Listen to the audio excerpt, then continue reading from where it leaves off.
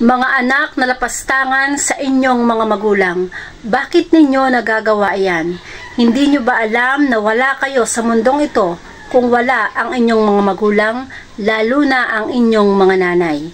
Oo, sabihin na natin na hindi sila naging mabuting nanay o tatay dahil bawat hingi mo ay hindi nila naibibigay. Ikaw bilang anak, naisip mo ba ang dahilan nila? Sadyang kulang at minsan talaga walang laman ng kanilang bulsa, walang pera para ibigay sa mga gusto mo. Nakakaiyak na dahil lang dito, babastusin at sasagutin ng isang anak ang kanyang mga magulang dahil hindi maibigay ang gusto niya. Ikaw na isang anak, may panahon pa.